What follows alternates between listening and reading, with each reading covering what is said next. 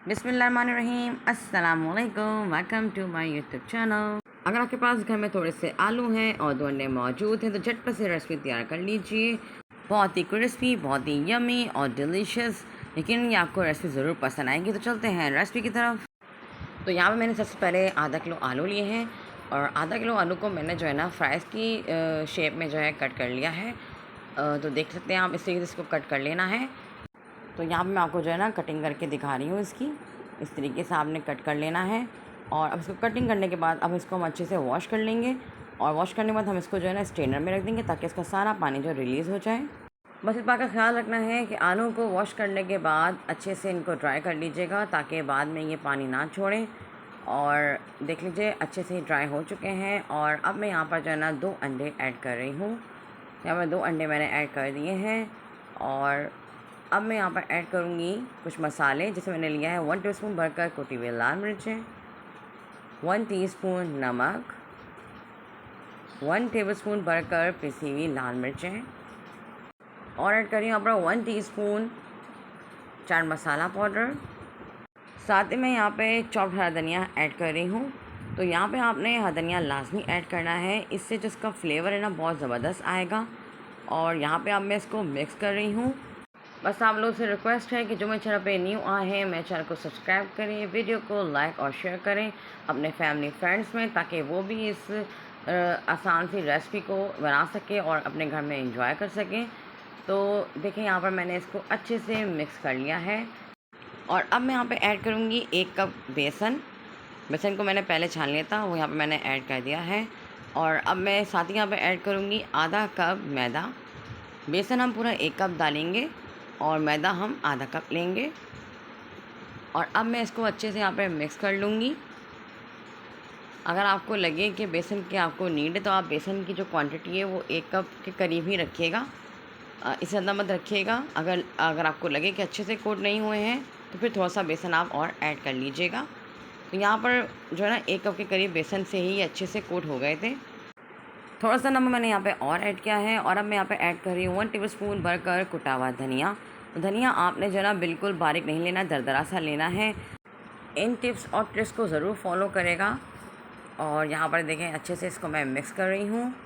और हमारे यहाँ पर बहुत ज़बरदस्त से जो है ना फ्रेंच फ्राइज़ जो है तैयार होने वाले हैं। बस अब हमने इसको फ्राई करना है।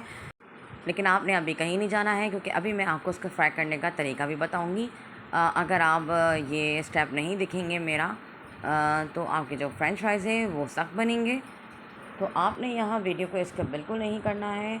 और यहाँ पर देखिए अच्छे से इसको मिक्स कर लिया है और सारा मसाला जो है वो अच्छे से आलू पे कोट हो गया है। तो अब चलते हैं इसकी फ्राई की तरफ। तो यहाँ पे मैंने ऑयल को जो है ना पहले से गर्म कर लिया था। अब इस ऑयल में मैं इन फ्राइज़ को डाल दूँगी ताकि ये फ्राई हो जाए। तो यहाँ पे आपने ऑयल के टेम्परेचर का ख्याल रखना है। ऑयल ना ही ठंडा हो और ना ही जो है ना ऑयल ज़्यादा गर्म हो। ऑयल अगर ठंडा होगा, कम गर्म होगा तो हमारे जो फ्राइज़ है वो सख्त हो जाएंगे। और अगर आप ऑयल का टेम्परेचर ज़्यादा रखेंगे तो जलने का ख़तरा ज़्यादा हो जाएगा फ्राइज़ का, और फ्राइज़ जो है ना अंदर से कच्चे रह जाएंगे। तो यहाँ पर देखें, अच्छा जब मैंने फ़्राइज़ इसमें डाली है, आपने देखा होगा कि मैंने एक एक करके ना फ्राइज़ को जो है पीस डाला है। इससे क्या होगा कि ये जो है ना आपस में चिपकेंगे नहीं। 3 मिनट के लिए मैंने इसकी जो है ना 1 साइड को कुक किया था। और आपने बिल्कुल जो है ना इसको मतलब कि फ़ौरन ही डालते ही इसको जो है टच नहीं करना है, इसको रहने देना है ऑयल में। जब ये एक साइड से कुक हो जाए 3 मिनट के बाद, तो फिर इसका जो साइड है वो मैंने टर्न कर दिया और इसको दूसरी साइड से मैंने इसको कुक कर लिया है। और यहाँ पे आप देख सकते हैं कितनी ज़बरदस्त हमारे फ्राइज़ जो हैं वो फ्राई हो गए हैं। और यहाँ पे आप ये भी देख सकते हैं कि इसकी जो कोटिंग है वो बिल्कुल भी जो है ना ख़राब नहीं हुई है।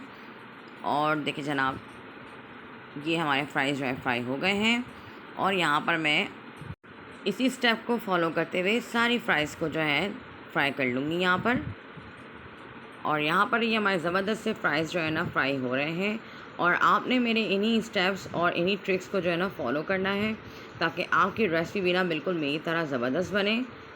इतने क्रिस्पी, इतने क्रंची और इतने ज़बरदस्त ये जो है ना हमारी फ्राइज़ बनती है ना, जो बच्चे अंडे नहीं खाते हैं, अवॉइड करते हैं, उनके लिए बहुत ज़बरदस्त रेसिपी है। तो यहाँ पे देखिए जनाब हमारे ज़बरदस्त से फ्राइज़ का कलर कितना ज़बरदस्त आया है।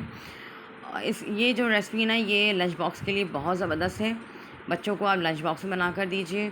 जैसे टी टाइम में बच्चे जो है ना हल्की फुल्की भूख होती है उनको, तो उसमें आप बना कर दीजिए। और यहाँ पर आप देखिए कि इन फ्राइज़ में बिल्कुल भी ऑयल नहीं है ज़रा भी। इतने ज़बरदस्त ये स्नैक्स घर में बने हैं ना, बाज़ार से कहीं ज़्यादा बेहतर ये आप जो है ना घर में बना सकते हैं। हाइजीनिक तरीके से आप इसको घर में बनाएं, अच्छे ऑयल में इसको आप फ्राई करें तो ज़बरदस्त सा जो स्नैक जो है ना हमारे ये घर में ही रेडी हो जाएगा। तो यहाँ पे देखिए हमारे ज़बरदस्त सा डिलीशियस स्नैक जो है ना क्रिस्पी वो रेडी है, और ये रही इसकी फाइनल लुक। उम्मीद करती हूँ आप लोग को आज की मेरी रेसिपी ज़रूर अच्छी लगी होगी। अगर आपको आज की मेरी रेसिपी अच्छी लगे तो मेरे चैनल को सब्सक्राइब ज़रूर कीजिएगा और मेरे वीडियो को लाइक और शेयर कीजिएगा।